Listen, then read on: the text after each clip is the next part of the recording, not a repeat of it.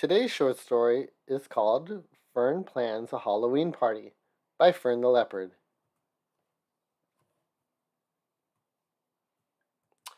Once upon a time, when Fern was 8 years old, it was the day before Halloween night, and Fern was very anxious because she was not prepared for Halloween at all. She wanted to carve jack-o'-lanterns, she wanted to make a costume, and most of all, she wanted to have a big Halloween party. She was not ready at all. Mama, Fern told Mama Leopard, I don't know what to start with. Well, said Mama Leopard, start at the beginning. What do you want to do most of all? I want to do the party, a big party with jack-o'-lanterns and lots of candy, and you could dress up and all of that. Well, said Mama Leopard, let's see. First, we'll have to go to the forest market to get all this stuff. First of all, it sounds like we're going to need pumpkins. How about we make a list of the stuff we need to buy? Okay, Mama, Fern meowed. She dashed out of her room and came back with a clipboard, a piece of paper, and a pencil. Can you write it all down? Of course, honey, Mama Leopard purred. Okay, so what do you want? First, pumpkins.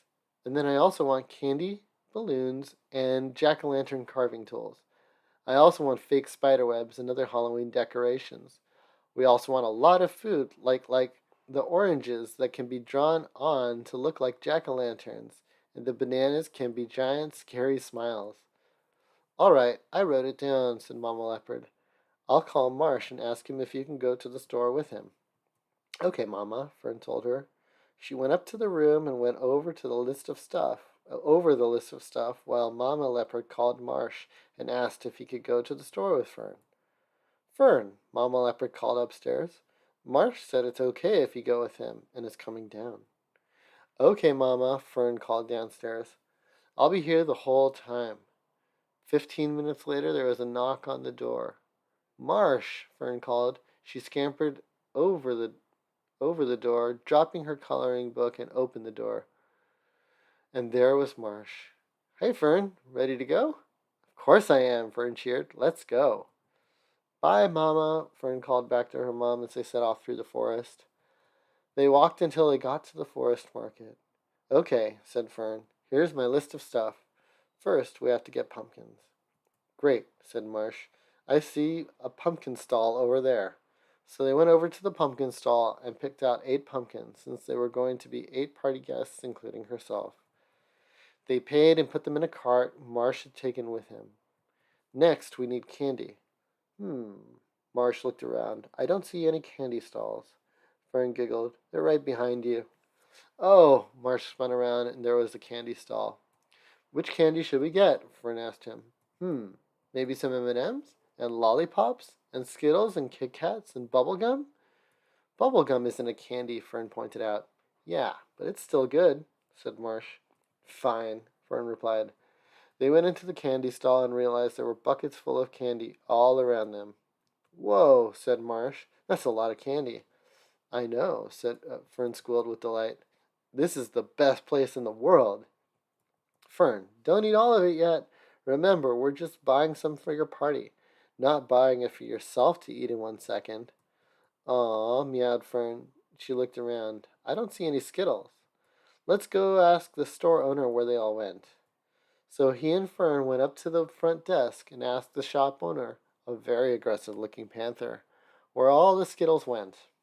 We ran out, purred the panther, but don't worry, we'll have it refilled soon. How soon? Fern asked the owner. Oh, in a couple of days, said the panther. He looked down at her. There is another candy shop, if you're looking for Skittles, that has all the types of candy. Great, said Fern. We'll go there for the Skittles. Anyways, how much is 10 packs of M&Ms, 8 packs of bubble gums, 5 packs of lollipops, and 3 packs of Kit Kats? That'll be 10 cocoa beans, miss. Thank you, said Fern. She gave him 10 cocoa beans plus 1 extra as a tip. Marsh put the candy in his cart and pushed it all over to the other candy shop. They got 4 bags of Skittles and went on to the Halloween decoration store. In the Halloween decoration store, there were costumes everywhere, and they got 5 costumes and a bunch of scary Halloween decorations and spiderwebs. Shoo, said Fern. I think that's enough. Come on, let's go back home and give it to Mama Leopard for the party. I'm so excited I can hardly stand it. So they went back to Fern's castle and found Mamma Leopard reading on the couch. "Fern," she cried, "you're back! And Marsh! Come on, let's decorate the yard and the house." So Fern and Marsh started decorating.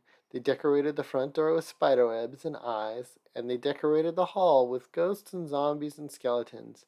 The ceiling had thousands of cobwebs on it with fake big black spiders, and in the yard there were white balloons everywhere with ghost faces drawn on them, floating. And in the middle of her yard there was a big see-through canopy made out of thin leaves, and there were cobwebs on the gate, and there were zombies and spiders hanging down from the thin wire that they tied to the trees up above, and blankets with ghosts drawn on them tied to the trees. And there was even a pretend coffin to play in. And they made a show platform and put a coat rack with all the costumes and different backgrounds. "Phew," said Fern. "I think we're finished." The sun was setting and it was almost dinner time. "Yay," everyone cheered. "I have to go home," said Marsh. "Bye, Fern. Bye, Mamma Leopard." "Bye," Mamma Leopard and Fern called as they waved back. "Well, it's dinner time," said Mamma Leopard. "Who wants some ice cream?" The end. That was Fern Plans a Halloween Party. This story and many others are also available at ferntheleopard.com. Thanks for watching.